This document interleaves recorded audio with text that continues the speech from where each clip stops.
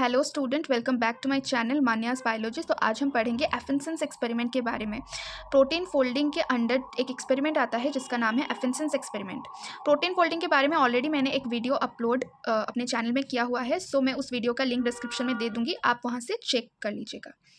तो एफिन्सेंस एक्सपेरिमेंट जो है उससे जो क्रिस्टन एफिन्सन एक साइंटिस्ट थे, उन्होंने इस एक्सपेरिमेंट को कंडक्ट किया था इन द ईयर 1960 को।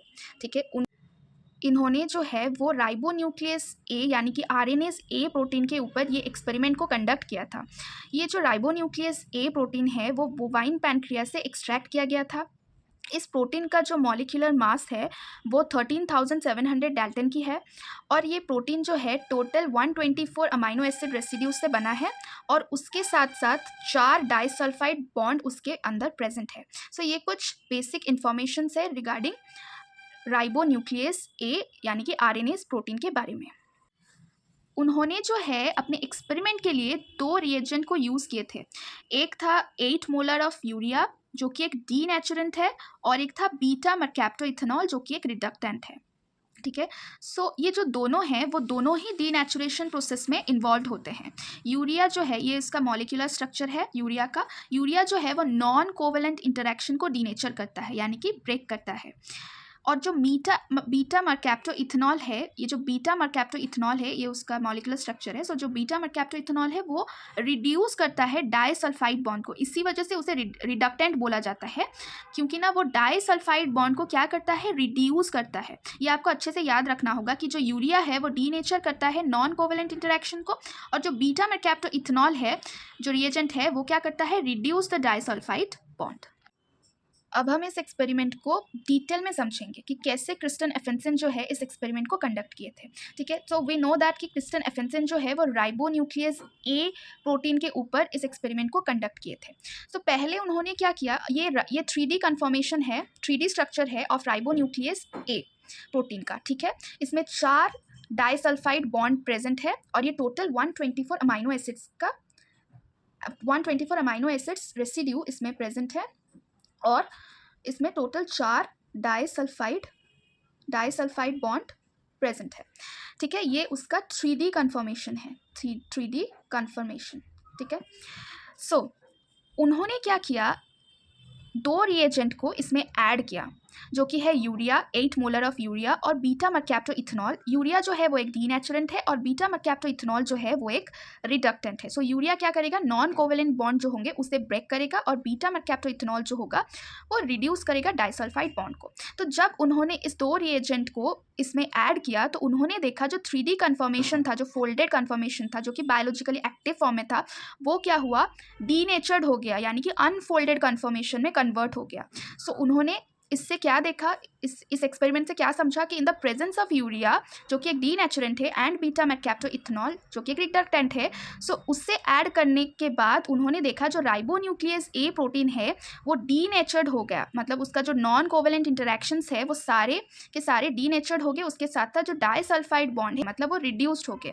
ठीक है, तो वो इस एक्सपेरिमेंट से पता चला कि ये दोनों रिएजेंट जो है वो 3D कन्फर्मेशन को टोटली डीनेचर्ड करके अनफोल्डेड कन्फर्मेशन में कन्वर्ट कर दिए। ठीक है, उन्होंने अपने सेकंड सेट ऑफ एक्सपेरिमेंट में क्या किया, जो यूरिया और बीटा मर्कैप्टोइथेनॉल ये दोनों को ही रिमूव कर दिया, जिसके कारण क्या हुआ, ये जो डीनेचर्ड प्रोटीन था वो क्या हुआ, अपने नेटिव कन्फर्मेशन को रीगेन कर पाए, जिसमें क्या हुआ, प्रॉपर पोजिशन में डाइसल्फाइड बॉन्ड फॉर्मेशन हो गए और जो प्रॉपर फोल्डिंग जो था वो भी होने लगा। तो इससे उन्हें ये पता चला कि by removing the denaturant and reductant the protein regain its native conformation including 4 disulfide bond. We know that जो यूरिया है वो एक डीनेचुरेंट है जो कि नॉन कोवेलेंट बॉन्ड को डीनेचर करता है और बीटा मर्कैप्टोइथेनॉल जो है वो एक रिडक्टेंट है जो कि डाइसल्फाइड बॉन्ड को रिड्यूस करता है।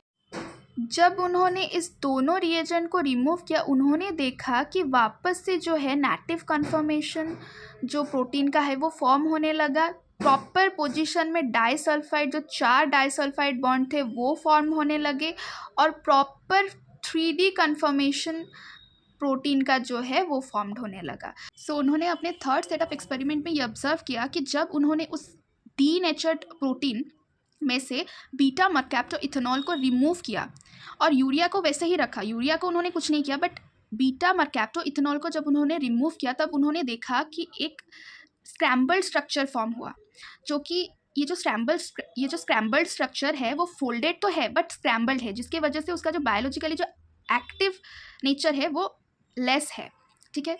बिकॉज जो फोल्डेड 3D कन्फर्मेशन है, जो नेटिव कन्फर्मेशन है, उनका वो बायोलॉजिकली एक्टिव होते हैं, बट ये जो स्क्रैम्बल्ड स्ट्रक्चर है वो बायोलॉजिकली लेस एक्टिव होते हैं, ठीक है। और उन्होंने ये भी ऑब्जर्व किया कि उस स्क्रैम्बल्ड स्ट्रक्चर में जो डाइसल्फाइड बॉन्ड थे वो सब इनकरेक्टली पेयर्ड हुए थे, इनकरेक्टली फॉर्म्ड हुए थे, ठीक है। वो जो डाइसल्फाइड बॉन्ड थे, वो 4 डाइसल्फाइड बॉन्ड अपने करेक्ट पोजीशन में फॉर्म नहीं हुए थे, इनकरेक्ट पोजीशन में वो फॉर्म्ड हुए थे। तो जब उन्होंने रिमूव किया बीटा मरकैप्टोइथेनॉल, डाइसल्फाइड बॉन्ड फॉर्म तो हुए थे बट इनकरेक्ट पोजीशन में फॉर्म्ड हुए थे।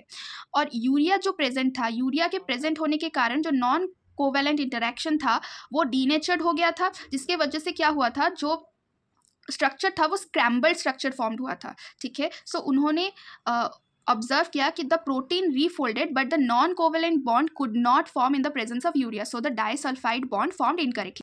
यूरिया के प्रेजेंट होने के कारण जो था वीक इंटरेक्शन, जो नॉन कोवेलेंट बॉन्ड था वो तो फॉर्म नहीं हो पाया, जिसके कारण क्या हुआ, जो स्ट्रक्चर था वो स्क्रैम्बल्ड स्ट्रक्चर फॉर्म्ड हुआ, ठीक है। और उसके साथ साथ उन्होंने बीटा मरकैप्टोइथेनॉल को रिमूव किया था, उसके वजह से डाइसल्फाइड बॉन्ड तो फॉर्म हो गए, बट जो डाइसल्फाइड बॉन्ड फॉर्म हुए वो इनकरेक्ट पोजीशन में फॉर्म्ड हुए, ठीक है, जिसके वजह से ये जो स्ट्रक्चर था वो बायोलॉजिकली एक्टिव स्ट्रक्चर नहीं था, ठीक है। सो इस एक्सपेरिमेंट से उन्होंने क्या कंक्लूड किया कि जो वीक इंटरेक्शन थे वो काफ़ी ज़्यादा इंपॉर्टेंट थे for the correct positioning of the disulfide bond and the native conformations. तो खाली अगर हम बीटा मरकैप्टोइथेनॉल को रिमूव करेंगे तो भी कुछ फ़ायदा नहीं होगा, तो हमें दोनों रिएजेंट को रिमूव करना होगा, क्योंकि जो नॉन कोवेलेंट बॉन्ड्स है वो काफ़ी ज़्यादा इंपॉर्टेंट है, जो वीक इंटरेक्शंस है वो काफ़ी ज़्यादा इंपॉर्टेंट है for the correct positioning of the disulphide bonds and the native conformation. जो बायोलॉजिकली एक्टिव कन्फर्मेशन के लिए जो इम्पॉर्टेंट जो है वो है वीक इंटरेक्शंस। सो उन्होंने इस एक्सपेरिमेंट से ये ऑब्जर्व किया कि जो वीक इंटरेक्शन है वो काफ़ी ज़्यादा इम्पॉर्टेंट है। सो इस एक्सपेरिमेंट से उन्होंने ये भी कंक्लूड किया कि जो एक्सपेरिमेंट उन्होंने किया उससे उन्हें ये पता चला, जो फर्स्ट एविडेंस उन्हें मिला वो था कि जो अमाइनो एसिड सीक्वेंस है, ठीक है, जो अमाइनो एसिड सीक्वेंस है पॉलीपेप्टाइड चेन का, वो कंटेन करता है सारा इंफॉर्मेशन जो कि रिक्वायर्ड होता है एक नेटिव कन्फर्मेशन के लिए, ठीक है। So the experiment provided the first evidence that the amino acid sequence of polypeptide chain contains all the information required to fold the chain into its native conformation. So native एक chain को fold करने के लिए, उसके native conformation में उसे लाने के लिए जो इंफॉर्मेशन रिक्वायर्ड होता है वो सारा इंफॉर्मेशन जो है अमाइनो एसिड सीक्वेंस में, एक पॉलीपेप्टाइड चेन के अमाइनो एसिड सीक्वेंस में ही प्रेजेंट होता है। तो इस एक्सपेरिमेंट से उन्होंने ये कंक्लूड किया। So this is very very important, आपको ये याद रखना होगा कि the experiment provided the first evidence that the amino acid sequence of polypeptide chain contains all the information required to fold the chain into its native conformation. उसके साथ साथ ये भी बहुत इंपॉर्टेंट है कि जो वीक इंटरेक्शन है वो बहुत ही ज़्यादा इंपॉर्टेंट, जो non covalent interactions covalent bonds है वो बहुत ज़्यादा इंपॉर्टेंट है for the correct positioning of the disulphide bonds and the native conformation. So ये दोनों पॉइंट बहुत ज़्यादा इंपॉर्टेंट है जो कि इस एक्सपेरिमेंट के थ्रू उन्हें पता चला, ठीक है। So this is all about Anfinsen's experiment. Thank you all for watching. I hope that कि ये जो एक्सपेरिमेंट है एफिन्सन्स एक्सपेरिमेंट आपको अच्छे से समझ में आया होगा। सो अगर आपको ये अच्छे से समझ में आया है सो प्लीज़ मेरे वीडियो को लाइक कीजिए, शेयर कीजिए, कमेंट कीजिए। अगर आपको कुछ डाउट है तो प्लीज़ कमेंट सेक्शन में जाके कमेंट कीजिए और मेरे चैनल को सब्सक्राइब कीजिए। Thank you so much.